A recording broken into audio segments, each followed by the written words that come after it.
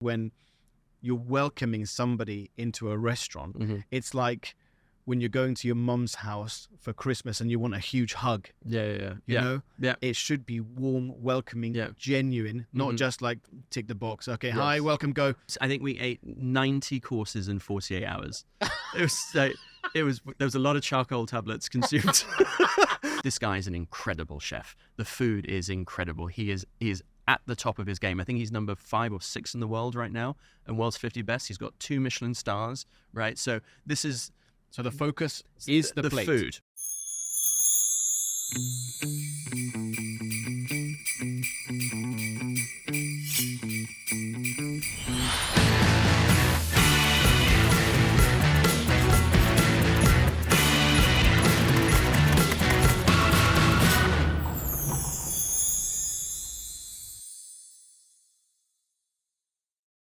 Welcome back to the Chef JKP Podcast, and this time it's a Christmas special. And to guide me through this incredible journey, I have none other than Mr. Liam Collens, AKA Mr. Eat to Go See. Liam, welcome back. Thank you very much. Thank you for having me. Well, it's been a full-on year. Yeah. First of all, congratulations on becoming a dad. Thank you very much. How is it? Sleepless nights. I would say quite a lot of sleepless nights at the moment. I mean, it's both adorable and strenuous is the way that I would describe it. It's wonderful looking into my son's eyes while I'm feeding him at 3 a.m. So and then Christmas is around the corner. Yeah. So lots of you got to get ready for all of that happening. Yeah. So my mother-in-law is coming, and she's going to help us out largely with babysitting. Very good. Very good. Childcare. Any cooking this year for you?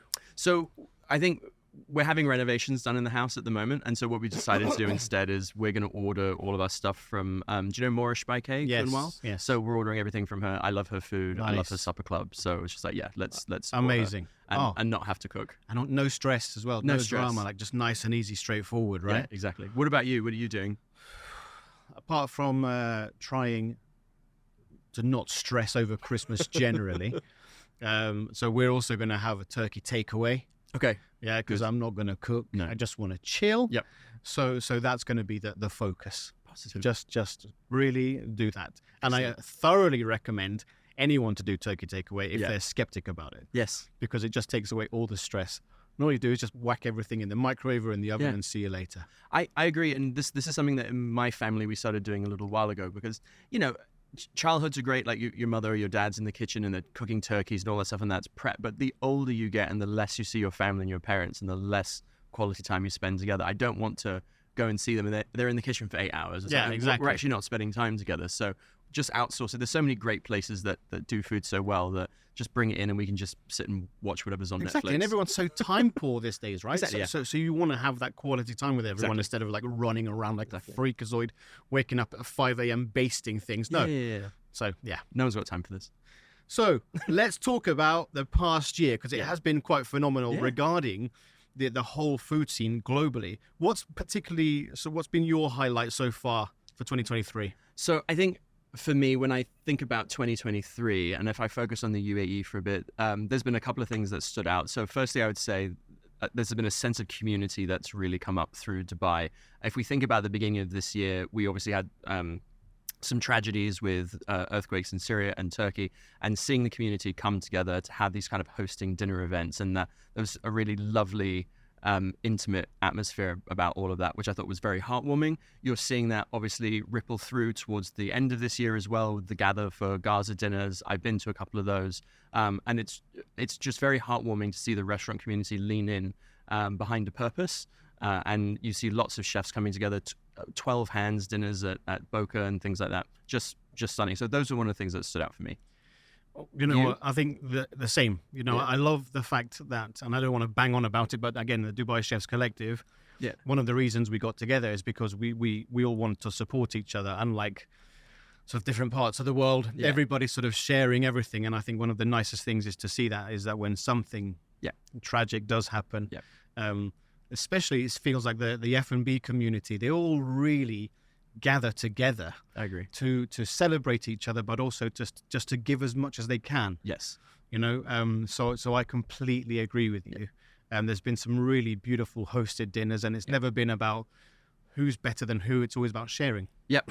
Yeah, and there's been a lot of great storytelling that's happened around these events as well too. And I think that is also, indicative of the Dubai food scene over the last maybe 5 years. I think maybe it's because there's a lot more homegrown chefs or things like that, but there's this sense of community where people do support each other. I do see chefs going to each other's restaurants and all this stuff. And yeah, so it's positive. Yeah.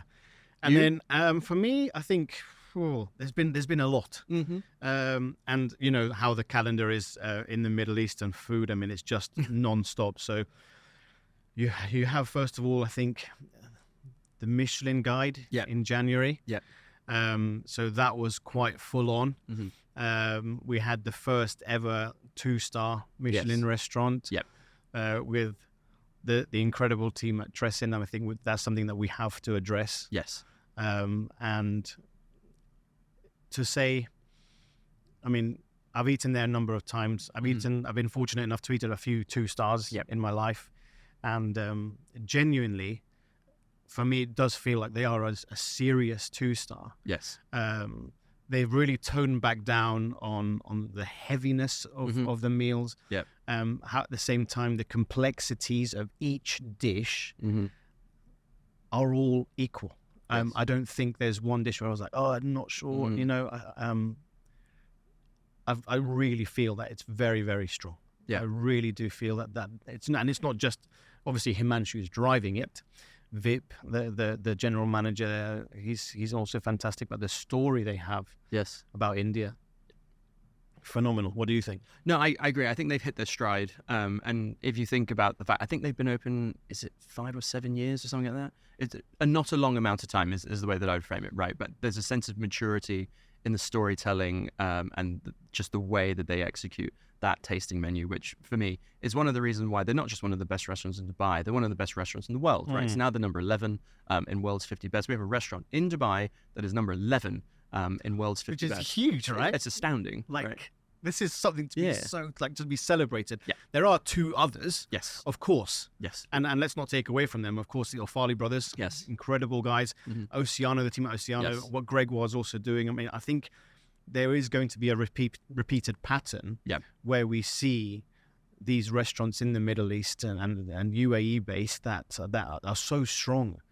I mean, you look at all of the openings that are happening around us, and they are highly chef-led. Yes, this is true. Highly chef-led. So what does that mean for the future? Does it mean that we're going to get even more stars, more awards, more talent coming into the UAE? What do you think?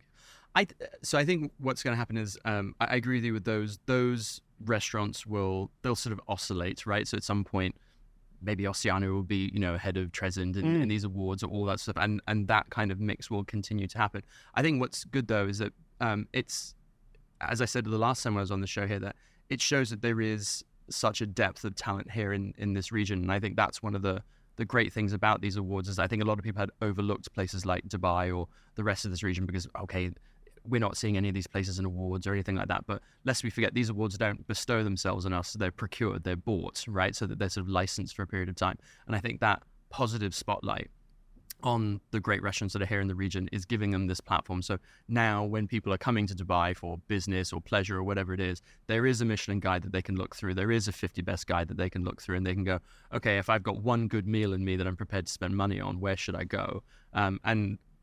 And now, fortunately, there are these lists there where people can go, oh, this looks really interesting. I do fancy that place inside of an aquarium, right, in the Atlantis Hotel, or, this kind of very modern, Indian restaurant. There's only 2 2-star Indian restaurants in the world, right, and Tresend Studio is one of them. So, how fantastic. Yeah, it's brilliant. Really.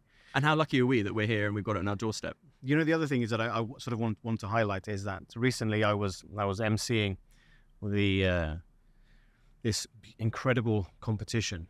Oh yeah. Sort of in Gulf food, and the talent coming through is just extraordinary. So what I mean by that is that 5-6 years ago, if you were a young chef, you'd never think to come to the UAE to sort of push your career along. Everybody was going to Scandinavia. Of course, they were going to Paris, so on and so forth. But now I see a lot of young chefs coming here because of the awards that we have, because of the restaurants that we have, because it's the scene is so vibrant. Right. Obviously, the weather helps a bit. Yeah. But it's really nice to actually see them going, I would have never come here before, but actually now we really want to focus. And it's not just chefs. It's also, sommeliers, waiters, managers. When do you see that when you're dining out? How do you mean? Sorry. As in, like, do you see more younger talent actually being nurtured here in restaurants? Yes, I would say, particularly with the, let's say with open plan kitchens, when you sort of look into the kitchen, you start to see the average age of people in the kitchen coming down. And when you look at people like Moonrise, for example, and Solomon, right, I think that's probably the quintessential case in point of, young talent sort of coming up. And to your point, I think a lot of people who are probably in, let's say, culinary school or whatever it is, they probably did want to go away in order to, they thought they had to cut their teeth in London or something like that, or New York, these sorts of places. Exactly. Whereas now they don't have to leave home, right, if they're here in the UAE. Do you see, because you're on the industry side of it, are you seeing people coming from out of town here for stages and things like that because the restaurants here are at that caliber now? Yes and no, to be honest. Yes and no. There's a few guys who are coming from example, from India. They're coming a lot for stages and learning. You do have a few guys from Europe. But what I would say is that, and what I've seen is that a lot of the chefs specifically from Europe are now actually coming here. And they're always saying 2 years, but we all know the truth. You say a year, 2 years, then you end up staying for, 15. Yeah. But I do see a lot of that happening. And at the same time, I think the older or the more recognized international chefs, the award-winning chefs who are not from the region, and now very, very seriously, they have their eye on here. Yeah. Very seriously. Yes. It's not a joke anymore. They're not here just to do Taste of Dubai or some pop-up. They're actually like, wow. But I have to say, I think that also, I have to say, Gregoire Oceano is doing this. Himanshu is certainly doing that. The partnerships, when they bring these chefs, I think massively helps. But from the press side of things, you must see a lot of that. From the partnerships. These chefs working together. Yes. Yeah, so a lot of the stuff that I see tends to be things like 4 hands or 6 hands. And I tend to see a lot of the chefs working together as well. So they're out supporting each other. They're almost sort of soft consulting with each other on their menus and these sorts of things. And that I think is very heartening to see. What I do see, which I think is interesting, is that there's been a lot of, let's say, big name international collaboration, 4 hands type dinners, where a name chef comes to town for a while. And within 3 months, that chef has announced they're opening up a restaurant somewhere in Dubai. So I think a little bit of this is either scouting, or they were coming here to sign the contract anyway, and they decided from a PR perspective to kind of do an event. So there's that, Franchin was at Oceano. Studio is going to be here, Franchin Studio, right? Paco Morales was at Oceano as well too. He's coming to Dubai now as well. Davis Munoz did a collab at Atlantis the Royal recently, maybe a month ago during the culinary month. Okay, he's opening up a restaurant here too, right? So I think some of this is probably a little bit of scouting. I'm speculating. I don't think I'm wrong though, right? Whereas I think some of it is, just coming to enjoy the Dubai food scene.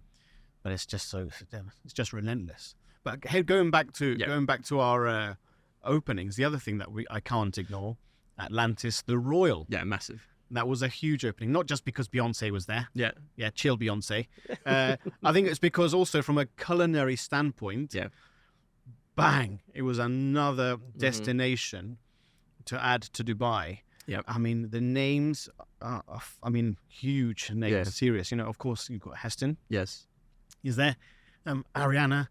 There are so many. Haleo, Gaston. Yeah. I mean, I really feel it's amazing. Yep. But now what I also quite like, I have to say, is that what I think Atlantis do particularly well is that they really push the gastronomy inside a hotel. Yeah. And not the other way around, where you're coming to the rooms and you're coming to a resort. I think gastronomy is a massive part. Yes. And it's driving people from outside to come in purely on that. And I think that's what we should also be doing a bit more. I think that some bigger hotels, or even smaller hotels, to be honest, should be doing more of that. I agree. And one thing that I'm seeing a bit of with the hotels is the sort of third party, right? So a lot of hotels would have their own restaurants and all these sorts of things. But I think a lot of them now are saying, well, actually, there's there are very good restaurants here. Let's bring someone in third party from a hospitality group that knows what they're doing. And I would assume that trend will continue in Dubai for some time. I agree. And also the amount of homegrown talent that can also add value or generate revenues is rather a lot. So, any other highlights that you wish to pinpoint for so far for 2023? No, I'd say those are my sort of standout. Those are my standout highlights. All right. Well, we've got to talk about highlights we've done. Yeah. So any negatives or lowlights you think are happening? Yeah. So for me, there were sort of two standout lowlights in 2023. One, I think, is pricing. I think, look, Dubai has always been a kind of, well, the perception of Dubai is that it's been, pricey or, sort of ostentatious and all this sort of stuff. But this was really the first year, aside from eventing, where I saw menus that were 5,000 dirhams, wine tasting menus that were 3,000 plus dirhams. These are price points that you see for 3-star places, best of the best in the world. And now suddenly they're kind of in Dubai in places where they're not on those lists, right? And they don't have those kind of accolades. And I don't know how much of this is, people think that the market is sort of ripe for that, and this is the kind of pricing that can be sustainable. I don't know how much of it is a post-COVID swing reaction. I don't know, but it really stood out to me that if I'm looking at a menu and this is a menu that's over 2,000 dirhams or it's a 5,000 dirham menu, that struck me as being quite odd. I think you're absolutely right, and because look, let's just take that price point, 5,000 dirhams. Yeah, you could easily take a flight. Yeah. So let's say, I don't know, Turkey. There's a 2-star in Turkey. Yes, that's right. Yeah. So you could easily take a flight, come back, have your incredible 2-star meal. Yeah. I agree with you. It's a lot of money. Yeah. It's a lot to put down, locally. Yeah. It's punchy. It's a really punchy price point. We can sort of speculate as to why, but yeah, I find it very, very strange. Maybe if those restaurants did find themselves with 2 stars or 3 stars or something, then maybe you can kind of inch towards that price point. But I think without those kind of accolades to, sustain that price point, then I don't know, it seems wildly opportunistic to me. Yeah. The other one I would say in terms of lowlights is, while there's been lots of great things that we'll kind of talk about in 2023, there's also been a lot of more of the same in that sense. So, there's lots of another Japanese restaurant that's opening up, another kind of Asian restaurant that's opening up, another Italian restaurant that's opening up. And for me, I just sort of have a question like, why do we need another kind of high-end Japanese restaurant here in the city? What's it adding to the conversation that isn't already covered? It just seems to me more like money grabs than say, real authentic opportunities to, bring something new to the market in that sense. And I find that disappointing. I think on the other side, the places that aren't doing that stand out positively because they can say they're kind of left of center. And there's lots of good places like that. Some of my favorite restaurants in Dubai this year were not those places, or were not the kind of typical more is more sort of places. But I would like to see a kind of change of the narrative here in Dubai where hospitality groups or restaurant owners are not just saying, everyone is buying up or everyone is opening up Japanese restaurants, so therefore I need to do one too. Right, it's boring as a diner. It is boring. I completely agree with you. We don't need more Asian concepts. We have some incredibly fantastic ones that everybody knows, and they go to them because it's their go-to. From a value-added perspective, they're also fantastic. So yeah, it's like, for example, when you go to a certain dining district, why would you have 7 Greek restaurants in one space? I don't get it. Yeah. So, for me, the only negative I keep banging on about, because I'm very passionate about it, is not food. It's about service. Yeah, that's true. For me, I don't know, we need to find a solution when it comes to service. Yes. Because I really feel that, and this is no shade or disrespect to anyone in the service industry, but we all know that, the grumpy chefs are banging out the food and they're working all these hours, and okay, fine, and that's what they do. But, they do their very best when they can to present the food, whether it's casual dining, high dining, fine dining, whatever. They're still working hard to push out this food. And it just feels that sometimes that the service teams just don't really care. Yeah. Or then let's not talk about the food then if they don't care about the food. It's what about, being with the guests and paying that specific attention to the guests or welcoming the guests. That for me is a huge bugbear still. Yes. You know, what do you think? No, I agree. I think it's the hospitality piece that's often missing, right? So when I go into a restaurant, often there will be service where they don't really know what they're doing. This is day 3 or something, and that's okay, fine. Fine. Right? I've been in jobs where it's day 3 too. Like I understand, right? But then there's also the service where you can tell it's kind of box ticking. Okay, so there's been some training then, and they're kind of going through the gears in their mind of what it is that they have to do. But there's this sort of other world that's seldom touched on here in Dubai, which is past that, where it's this very convivial, warm, engaging. You know the restaurants where you walk in and you sit down and there's a confident waiter that's with you who wants to get to know your names, talks about the things that are lovely, maybe even cracks a joke, you know, like that sort of. And it's, you know, you feel like you're in someone's living room, and having that kind of ease and confidence and how they work with diners. That's that kind of top ethereal level that we all kind of want to enjoy as diners. And there's a handful of places like that in Dubai out of 13,000 restaurants. Yeah. So, problem. I agree. And look, let me tell you a live situation that happened. I was very kindly, I went to this restaurant last night, and so we were really looking forward to it. And the hostess is like, "Hi, how are you? Yeah, we have a reservation this time." And she was, "Hello, Mr. Knight. How are you?" Wow. I was just like, it's fine. Don't laugh. It's fine. Yeah. But like some people could take real offense to that. Yeah. The other one is where I completely agree with you. I think the welcome is the most important part of going into any restaurant. And again, hostesses, please take note when you're welcoming somebody into a restaurant. It's like when you're going to your mum's house for Christmas and you want a huge hug. You know, it should be warm, welcoming, genuine, not just like tick the box. Okay, hi, welcome, go. No, it should be. It's an experience. You know, I agree. So that for me is what I would love to see more of.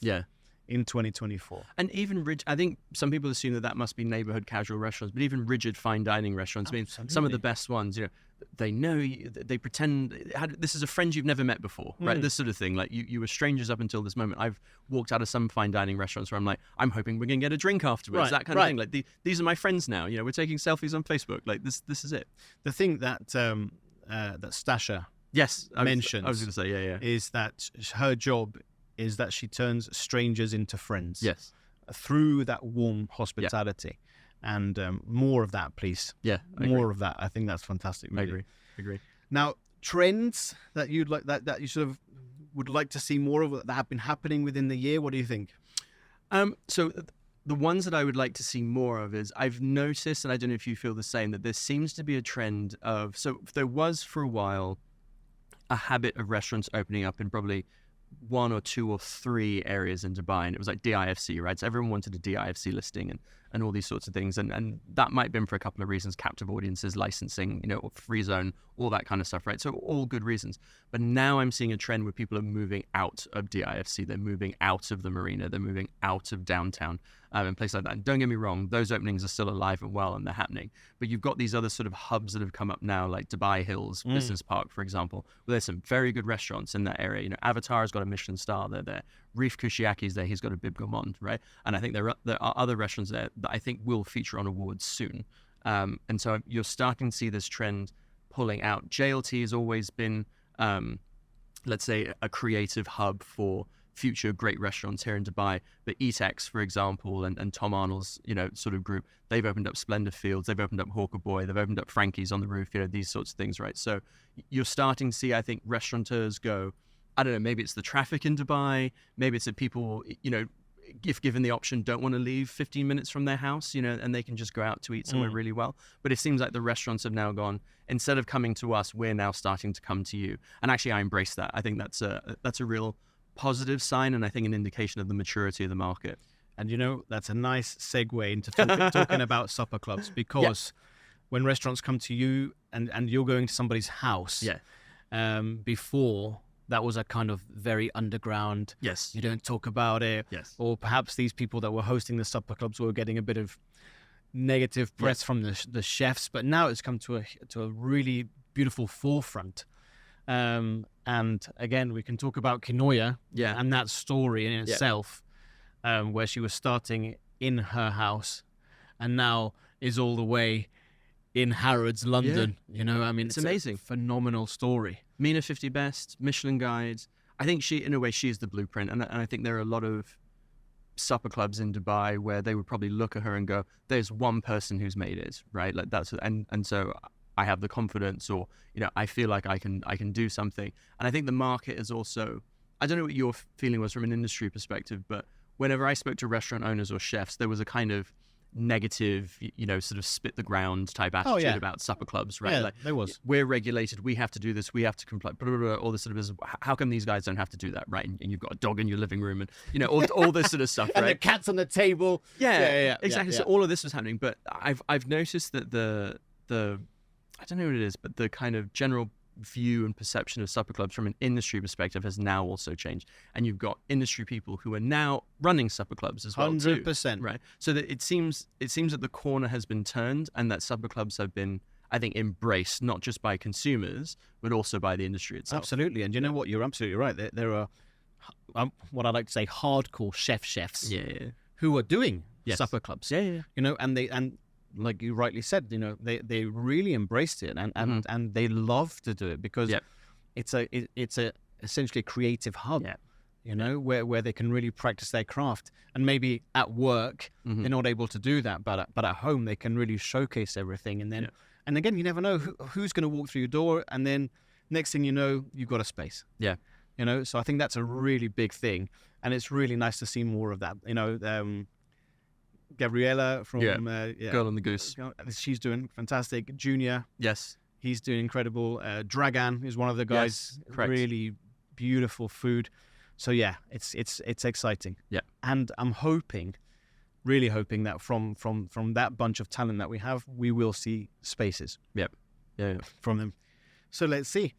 What about anything else? So one thing I've noticed as well, and I saw this in 2021 and 2022, was kind of dinner and a show, right? So dinner and a show. Oh my God, was sort of alive and well for the last 2 years. But dinner and a show has gone digital this year, where there's these huge sort of theatrical, what is referred to now as immersive dining. Well done, PR teams, for coming up with that, right? Where you've got Crisota.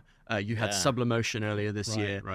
There's these A Message in a Bottle, Le Petit Chef, you know, all these places where it's about eating, but at the same time you're sort of eating inside of a hologram or some kind of projection that's happening in front of you. And it's almost as if someone reread, you know, Alice in Wonderland or Through the Looking Glass, and they've decided we need to recreate kind of the Mad Hatter's Tea Party through electronics and project it onto the dining table. So I'm seeing sort of a lot of that happening. I personally have not gone to these, and that's because I harbor a cynicism, if I can put it that way, about dinner and a show. It seems to me like very advanced cruise ship dining, right? Where, you know, you've got these theatrics that are sort of happening, and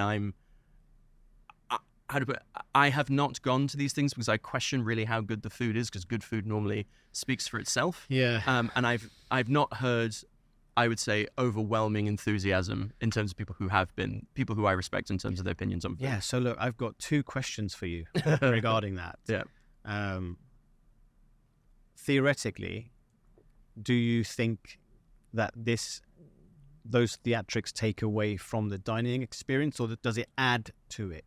So I'll preface something that we'll probably come to later. So when I think about some of the best meals that I've had this year, and probably one of the top 5 best restaurants I've ever been to, there is one restaurant that sits in that kind of theatrics restaurant space, right? But I think that is rare and exceptional. And I think it's down to maybe the vision or kind of the artistry of the chef or whoever, the restaurant manager that's curating the whole thing, right?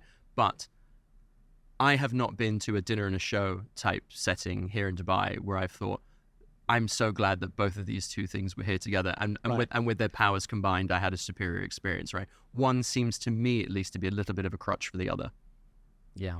And that's my take.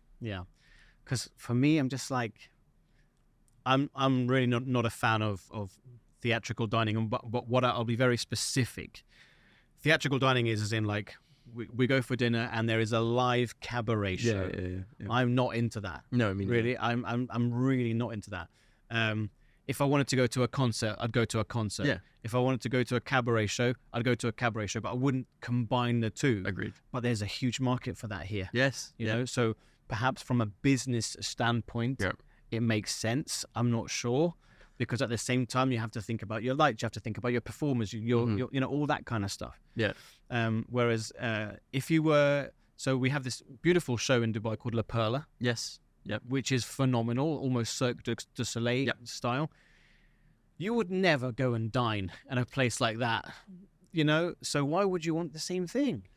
I've been asking myself, why is this thing happening? So on one side, is this so if I think about other industries, if I think about cinemas in the last 10 years, they've had to deal with piracy, they've had to deal with Netflix and streaming, they're having outside threats. And so this is where you saw 3D glasses were back for a period of time, right? There were Avatar was one of those. Exactly. There were cinema seats where like cold air would blast in the back of your neck, so you would feel like you were on a ride, you know, going through Star Wars. And so there was the threat of, you know, how do we get people out of their homes into the cinema, right? I ask, and I'm posing the question because I don't have an answer for it, but is this a reaction to the, you know, the Deliveroos, right, and the Talabats and everything else in this? How do we get people out of their homes and into restaurants? And it's because we have to do dining plus, right? So people can't value add, right? So this is truly a night out, right? And it's a 2-for-1 kind of theatrical experience, and is that what it's really about? There's also a little bit of a cultural thing here in the region as well too, where, you know, traditionally people would eat and there'd be some kind of entertainment and that stuff as well. I don't think that's the vein that's being tapped into. I do think it's something else, and I ask myself whether it's defensive, but I don't know. Yeah, it's a good question. I don't know. I'm not sure this whole, because I love, don't get me wrong, I love table preparations, and I love for the waiter to talk to me about the certain story, or the sommelier to tell me about the wine, so on and so forth. But the digital stuff, and also, you know, are we going to have more of it? Yeah. Is that going to be a thing because we, you know, AI is coming in, so that's another thing. Yeah. You know, it's a lot. 3D printed food, whatever it's going to be. But then again, you know, you mentioned earlier about pricing. Yes. With all of these theatrics and electronics and LEDs or whatever, that's an expense, right? Yeah. And the customers have to bear that cost. Yep. So yeah. Any other things trending wise? I think maybe something I'm seeing sort of globally, and I'm seeing it here in Dubai as well too, is, do you remember in Dubai there used to be the sort of 200-seater restaurant? Yes. You'd see like 100 seats on the inside, 100 seats plus on the outside for the kind of the cooler months and things like that. And so there was these enormous showpiece restaurants. We were like, how does this place get filled? Like, you know, it sort of begs the question. There seems to be, I don't want to call it a boomerang, but there is a definite other side to this that's opening up as well. So Tres and Studio that we've talked about before, they've only got 20 seats, right? Something like that. Moonrise is another one where I think they've only got 8 seats, or not much more above 8 seats. 12, and then Solomon was saying they might extend it to 16. Right. So it's these very small type venues which are coming up. Reef's Place, the Experience Reef, the Experience Reef off Montero. That's another one where it's very small. I've been in that space. I don't know, that's maybe 16 if I had to guess, maybe 20. So I'm starting to see this kind of, we had these sort of giant places here in Dubai, but now we're going to offer more kind of intimate dining as well too. And it's not just the private dining rooms that you see in restaurants that a lot of, you know, good restaurants have, but this is more intimate by design as well, where you get to spend time with the chef. It's almost like Omakase 2.0, right, in that sense. And let me ask you a question then. From a diner's perspective, do you prefer that rather than the 200-seater monsters? For sure. I mean, absolutely. A 200-seater monster to me feels a little all-day dining. In that sense, so I sort of worry a little bit about, you know, what's coming out of the kitchen or things like, it feels like it's industrious, right? Whereas I think in a smaller setting, and look, there are smaller setting restaurants which also aren't that great, right? But in a smaller setting restaurant, you have that intimacy with a sommelier, right? You get to talk to the chef personally. You feel like having more of a private conversation with the people that you're with, right? So there is something a little bit more special about that. I mean, you know, you talk about JLT also, Penelope, what she's doing. Yes, Fusions. Fusion. She's there. I mean, Nakheel Mall, they also have a few sort of restaurants which are getting more sort of chef-led. You know, so I do agree with you. You know, food halls, of course, we know that are coming in. Timbuktu next year. Yeah. So again, highly chef-led, and I do agree. I think we all understand the illustrious, huge restaurants back in the day, but I think very much so now, the way that things are going, smaller is much better. Yeah, really, I agree. Really. Anything else you see from 2023? Look, I think it's not. I don't want to keep going on about it, but as in the UAE, we have COP23 happening as we speak, and sustainability. Yep. You know, it's something that chefs, restaurateurs, anyone in the hospitality industry and beyond must understand. I think first of all, so there needs to be more sort of education around what we can do, and also how can we embrace it. The smallest action, you know, I think could really help a restaurant along and tell a fantastic story, as long as it's legitimate. Yes. Not just from a press or PR point of view. Yes. You know, I believe that there are a few people doing it. Yeah. Boca Omar. is... Yeah. Omar's the guy. And, you know, he is the guy who's really leading that.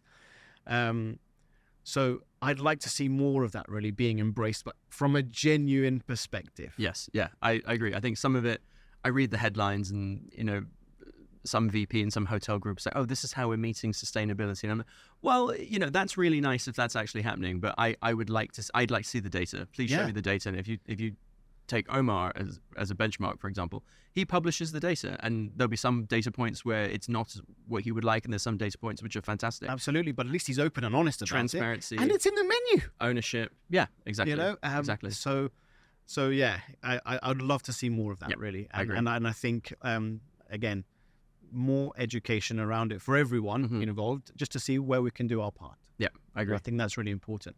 So then, Omar just received a really fantastic accreditation for that, which then leads me on to, of course, we have all of the global awards as well as the local. Yep.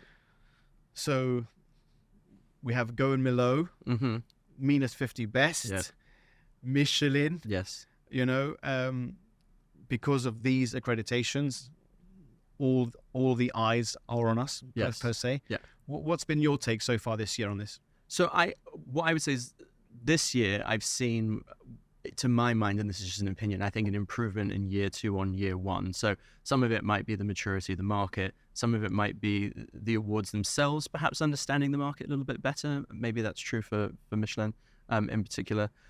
What I'm really enjoying that I've noticed is that the restaurants which were half full, or, you know, I don't want to say struggling, that's not quite true, but, you know, they were really punching and trying very hard and maybe weren't getting the results that were commensurate to their efforts. The second they're on these lists, they're now full. Yeah. Right? They're full. And they're almost, 5-year-long restaurants that are overnight successes, right? And I can't get a table at these places anymore, or I have to wait outside and line up, which is great. Yes. I'm very happy to do that, particularly for a restaurant that you love, right? So I'd rather have a hard time getting into a restaurant that I love, or look back on a place that closed that I used to be able to get into quite easily. You know, I've got to tell you, so I did, I think, a total of, either 36 or 48 reels in season 4. Yeah. And the one that almost got the highest views was yours. Oh, really? When you said something along the lines of, I wonder how many Michelin judges are from the region. Yeah. And I was like, that got a huge response. Yeah. So I think that is something to take note of. Yeah. Because you're absolutely right. I mean, if we were inspectors and we were to go to... Maybe we are. Japan. yeah. Maybe we are. Japan, South America, or whatever. We wouldn't, and we were just sent there. Yeah, exactly. We wouldn't necessarily really know the lay of the land. Yeah. So I think that's a really amazing point. Yep. Not just for Michelin. No, for across the board. For the rest of the awards. Yeah, that's true. So yeah, it was a very, very good point you posed, and it was really on point. Yeah. You know? I think another award which is interesting, I don't think it occupies yet the same sort of vaulted spaces as Michelin and 50 Best, is the Best Chefs Awards. because there were still quite a few chefs here in the region that went to Yucatan, or maybe they didn't go to Yucatan in Mexico. Was it last month? Yes. I think.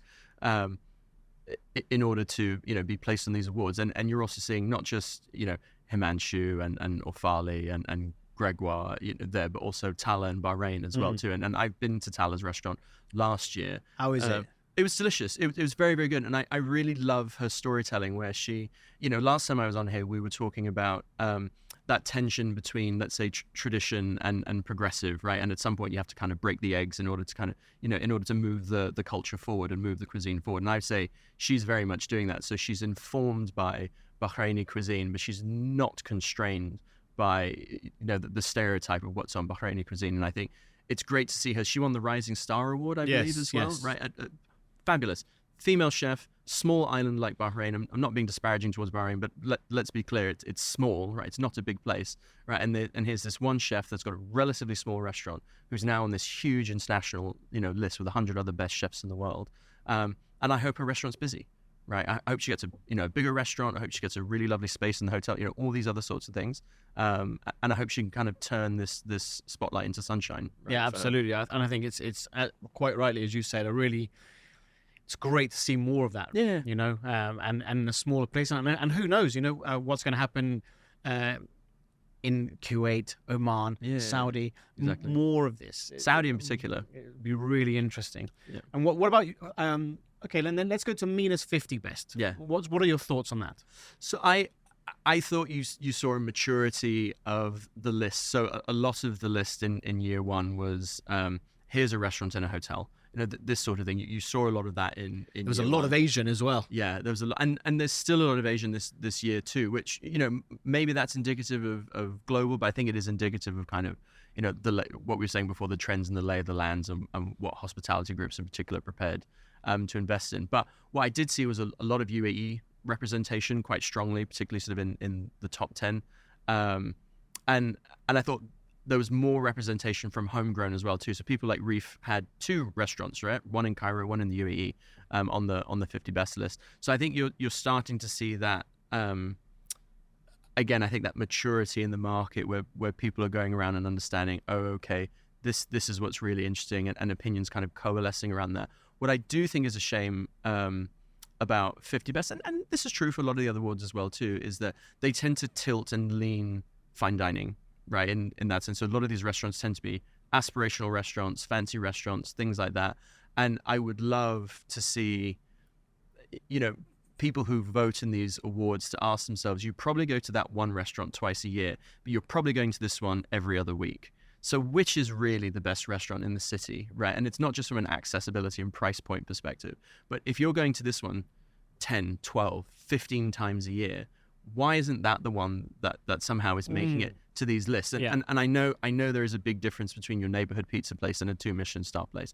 But I think if you're throwing more money in a year behind your neighborhood pizza place, how is that place being properly acknowledged and recognized for what it's contributing towards the community at an awards and accolades level? It's a very good point. It's a very, very good point. You almost kind of need like a separate list per se, which is casual dining. Yeah. But I think perhaps these fact awards, Time Out, they do highlight those, but not on a global level, more regional. Yeah. But it's a very good point. It's a very, very good point. And these brasseries or pizza places that are consistent and fantastic, they also deserve the limelight. Yeah. Because they do work very hard. And what about you? I know you've been a big fan of Michelin for sort of for years, and you're looking forward to coming to Dubai. Yeah, I mean, I think obviously when it first came, it was really fantastic. Yeah. I completely concur with you that the second year I felt was much better. Mm-hmm. Let's say the new openings. Mm-hmm. Did they get awards purely on the previous names? Yeah. Or was it because they really deserved it? Yep. So that begs a question. Regarding Abu Dhabi, I think this year I was disappointed. I thought there was going to be more. Mm-hmm.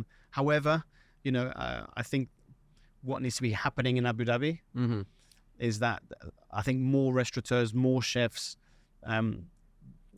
they have a very serious opportunity to get these accolades far quicker than the people in Dubai. Yeah. And there is far less competition. Yeah. So they need to take that as an opportunity. Yeah. And it wasn't even televised or streamed, the awards this year. So I'd like to see more of that. No bib gourmands. It was really, there was not very much in Abu Dhabi. Dubai, yes, you can see that thriving. Yes. But I'd like to. I think it would be really interesting if and when we get a 3rd star here. Yeah. What's that going to do? And who? And because we have got some big boys and girls from a 3-star background coming. Yes. Right? So is it going to be local talent or is it going to be external? Yeah. That get it. So I'd be interested to see that. Same. And again, I can't ignore Go and Milo. Yes. Very highly rated in Europe, Go and Milo, and it should be rightly so here. Yep. And what I like about it, there's no specific, you don't know who the judges are. Yeah. They come in, they do their thing. And I think it's been done quite well. And what I loved about the first guide that I was like, this is actually quite cool, is that they tell you the highlights, then they tell you what's bad. There's criticism. And I love that. Yeah. I thought that was interesting as well too. And it's open and honest. Yes. And I thought it was very refreshing. Yes. I really thought that was super refreshing. Particularly between, I think, the 10 to 13 point range. Yeah. In the guide, you see a bit of criticism coming in, or constructive criticism in that sense, right? Yeah. And I thought, that's interesting. It's almost, I think it helps in some ways towards, I don't want to call it the credibility of the guide, but a little bit of criticism kind of helps, right? Yeah. I think sometimes, but also as a signal to the owners and to the chefs, going, look, this between the guide this year and next year, this might be the thing that you need to work on, right? Like a soft, but it's just like a solid piece of gold in front of you. If it's a criticism, it's like like you said when you were on here previously. If you want to take the criticism and take it on the chin and really listen, that is a highly specialized, incredible piece of advice. Just take and move it forward. So I think it's the same for this guide. Yeah. But I really love that. I love the fact that they tell you. For example, Namos is there, right? Whether you like the place or hate the place, Namos is there. And they say, if you're there for the food, it's great food, but don't think you're going in for fine dining. And I was like, it's true. It's a good time place. So more of that, please. Yeah. Now, excuse me. Now, recently I went away to South Africa. Oh, yeah, I remember. And I went away and I had the most incredible experiences in a restaurant called Faber. Okay. And Petit Colombe. Okay. Beautiful. Yeah. The reason why I'm saying that, Liam, is because earlier on this year, you had the privilege, I think, of going to Scandinavia's finest. Yes. And I haven't had a chance to really talk to you about that. Yeah. And please give the listeners or people watching on YouTube the context of this particular trip. Yeah. So I'm an unusual man in the sense that, look, my wife at the time was, I'm going to say maybe 7 months pregnant or something like that, or 6 months pregnant. And I think a lot of guys would go to Vegas or Prague or whatever it is and just like the last hurrah, like the second bachelor's party. Right. Sort of thing. No, I decided to go with Pallavi, a good friend of mine, get on a flight and go to Copenhagen and eat in some of the best restaurants in the world, because that's how I like to spend my time. And this trip, was it over a 2-week or 7-day period? No, it was 40. I think we ate 90 courses in 48 hours. There was a lot of charcoal tablets consumed in that time. Yeah. Wow. Yeah. So it was brilliant though. It's in Copenhagen. What a wonderful city. It doesn't get the kind of press that Paris and Milan and London and those sorts of places get, but it's quietly capable, quietly confident, not showy. Lovely city, cold, but lovely city. So where did you go? So we had planned, and we went to Noma, Geranium, and Alchemist. Wow. Right? Those magic three. Also went to another restaurant called Juju's, which is a Korean bib gourmand restaurant for lunch, and I would highly recommend that. Korean? As well, yeah, really modern Korean, I think, but Korean adjacent, I would say. So not Korean for people who are probably interested in Korean food, but kind of want something a little bit recognizable in that sense. And I would go back there again easily for lunch. Like, absolutely. Okay. So then I have to, to ask, Noma, we know is phenomenal. It's Noma, Then Geranium, beautiful, stunning 3-star, stunning. But what I'm interested in is the Alchemist. Yes, because this is food and theatrics. This is the restaurant I was talking about earlier. Tell me about that experience. So Alchemist is stunning. So they don't do courses, right? They do impressions, right? This is what they say. So the first course is one that you eat inside of a room in front of sort of an acrobat artist, and it's essentially like, an After Eight, the chocolate, the paper of the After Eight. So that's kind of your first course, right? Like, it's that you've got 50 of these things over 6 hours. So to be fair, they know what they're doing. Oh, so it's a 6 hour. It was 6 hours. We were there for 6 hours. We started. Flavio, correct me if I'm wrong. I think we started at 6 p.m. We left at 1.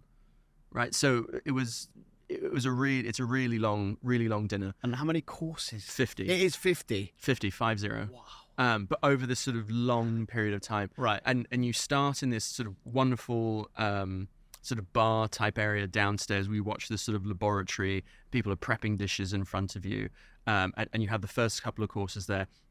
I had an exquisite, probably the best champagne I've ever had, right, as one of the aperitif drinks when you arrive.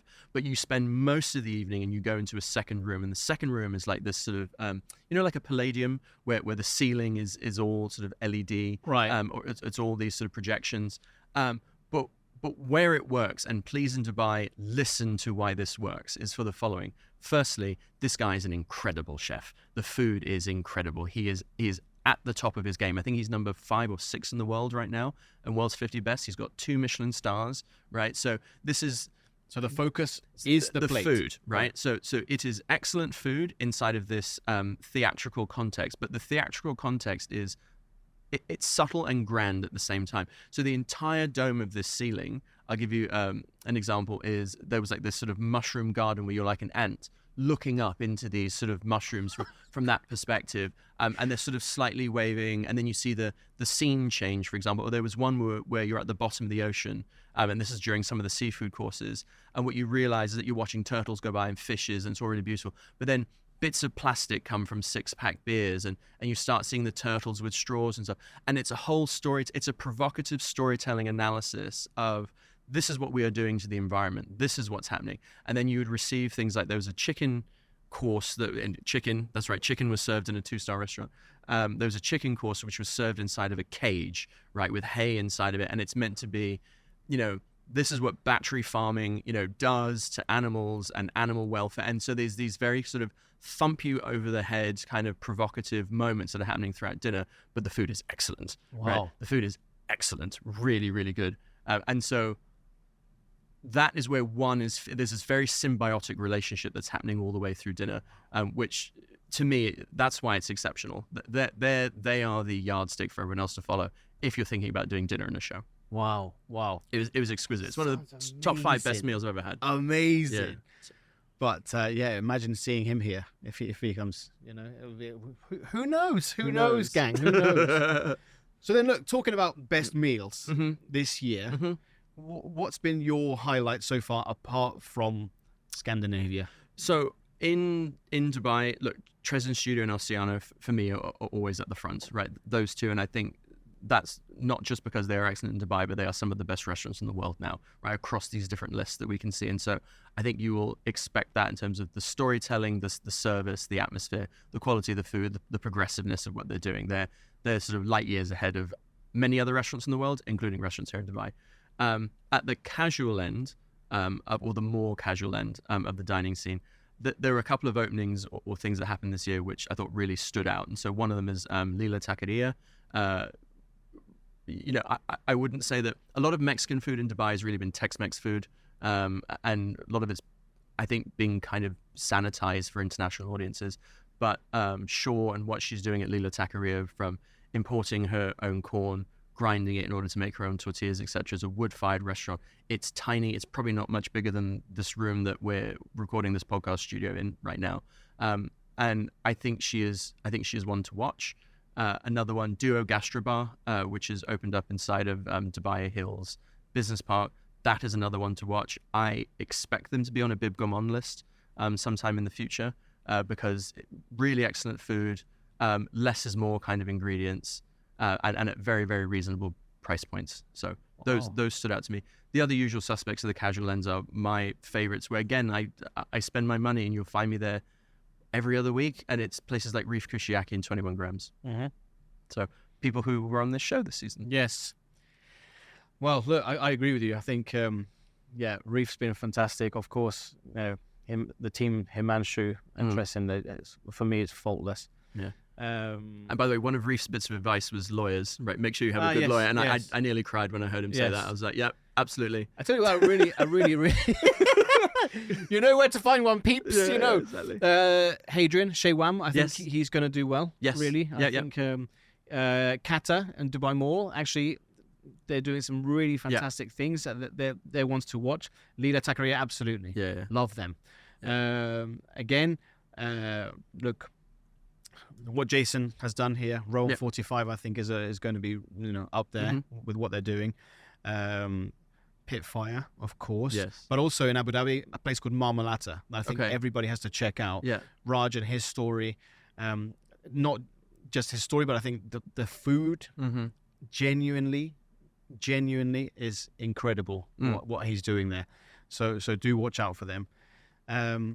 What about things that are coming up in 2024 for you? What would you like to see?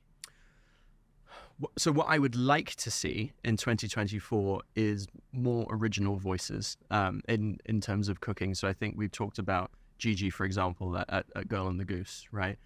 Last time I was on here, we were talking about things like where can we get good Venezuelan food? Where can we get good West Indian food? So, where are these kinds of untapped cuisines that are rich and enjoyable and have lots of storytelling behind them, but for whatever reason are missing in action right here in Dubai? So I would like to see more originality. Please, I don't want any more sashimi, as lovely as it is, right? As lovely as it is, right? But I've got a lot of sashimi places I can go to now. I am done. But I would like to see more originality in voices. You? What I'd like to see more of, I think I completely agree with you, to be honest. I want more smaller restaurants. Yeah. I'd like to see more restaurants on the other side of the river that I would like to go to, which are more... so I'd like to see more Bib Gourmand places in Deira, Karama. Places like this, because I think it should be celebrated. Yeah. Frying Pan Adventures, I know, are doing a great job with tours, but I'd like to see more of those pop up, or more stories. I think there are so many things that should be really celebrated, and they're not being celebrated enough. For example, right now, as we speak, close to the Saudi border, we have Liwa happening, and there are a lot of chefs and restaurateurs actually there right now. Having this incredible sand dune festival, but it's there for a month. And they're doing so many different things. So, for example, Alex from BB is doing a kofta bao, so he's doing a lot of fusion. So there's these pockets of stories that we don't tell enough of. So I think that's something that shouldn't just be done nationally; it should be done more on an international level. Right. And I think. As a government, we have enough voices to be able to tell those stories here. You know, so I'd like to see more of that. Yeah, definitely. Okay. And then look, something which I think is really exciting that we have to discuss is the first ever in the MENA region micro brewery. It's opening up in Abu Dhabi. So craft by Side Hustle. Yeah. This is game changing because they're actually brewing on site. Yeah. You can see everything happening there, and it's being spearheaded by Troy Payne. Right. And I think those guys are doing phenomenal things, and it'll be really interesting to see what happens with them. Yeah. No, I agree. It's something different, something new. Different for the region. Different for the region. Something new, and let's support it. And more, I think what I'd like to see more of next year is more sort of Emirati talent. Yep. And what I mean by that is more Emirati food. Again, more fusion and more chefs coming into the play. I know Panchali's opening a new place with Sahar. Yep. So that will be interesting to see, you know. So I really welcome all of that kind of stuff. And then the last one for me is the Dubai Chefs Collective. We've just won an award for mental health. I saw that. Congratulations. Saw that on LinkedIn. Yeah. So by a guy called Scott Armstrong, and so he did something called the Mental Awards, and we won the best. We won the award basically for hospitality. Right. And so I'd like to see more voices again regarding mental health and opening the topic openly, rather than something which is hidden. So I'd like to see have more. I'd like to see more voices within hospitality. I think that would be quite a nice thing to have. I agree. I agree. And for yourself, anything else in 2024? So I think what's going to come is I think it's going to be almost Revenge of the International Chef, right? So I think that's a podcast title in itself. So right? I think, you know, I've been in Dubai coming up to 9 years. In fact, I was here for a brief stint in 2011 as well. And I think for a lot of the long timers, let's call it, in Dubai, we saw from a culinary perspective, international chefs, right? International chef, hotel, plug and play, and this was the story, right? Then I would say in the last 5 years, slightly before COVID, but then very much after COVID, there was the rise of the homegrown chef. A lot of these people had worked inside of the international kitchens and then found their voice elsewhere. And I think the community quite rightly has gotten behind the homegrown chef, and long may that survive. However, what I would say maybe in the last, 6 months or something, and looking into the next year, is I'm seeing a lot of international chefs, for a couple of reasons, looking at Dubai differently now, right? So you mentioned Atlantis the Royal, boom, right? A bunch of big international names turned up that weren't here before, right? Inside of the city.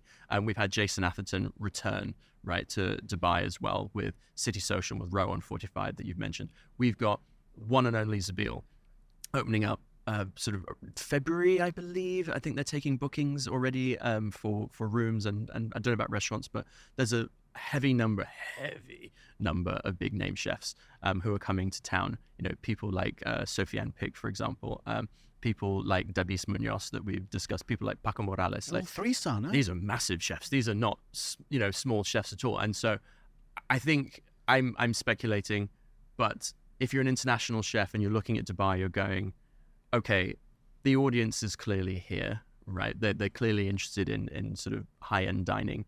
The money is clearly here, right, in order to pay for these things, whether it's corporate expense accounts or people like myself who are just, willing to go and spend a lot of money on a dinner, right, that sort of stuff.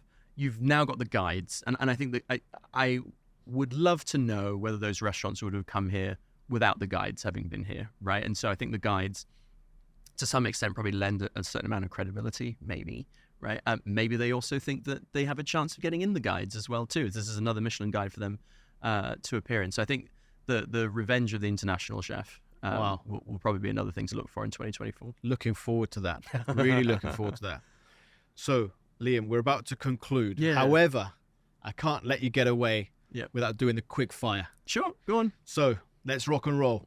First off, which one would you rather? Changing nappies? Oh, man. Or being a contestant on MasterChef The Critics? I would do the critics. You would? I think I would do the critics. Yeah, for sure. Yeah. I think you do quite well, actually. I think that's right. I think you do quite well. Better than I do changing nappies. All right. Favorite ingredient? Tamarind. Oh, nice. I love tamarind. It's delicious. Versatile. It's sour, tangy. You can use it in drinks. You can use it in food. Brilliant. Tamarind's probably one of my favorite ingredients. Sweet or salty? Salty, savory. Yeah. Yeah? Yeah. All right. Last one. Top 3 favorite cuisines. That is a tricky one. I'm gonna go maybe Thai or something like that. Thai, I really like. Still Italian, but like not all-purpose Italian, like regional Italian, right? So very like Piemontese sort of type food or these sorts of things. And then lastly, I'll go Caribbean, West Indian food. I still think it's underestimated. Nice, love it. Well, look, Liam, all that's left to say is we've gone through a really fantastic rundown of 2023. Yeah. And really looking forward to next year because I think it's very exciting. Yeah. Really, really super exciting. So I want to wish you a really fantastic Christmas. You too. And an incredible new year. And we'll see you again soon. See you again soon. Merry Christmas. Merry Christmas.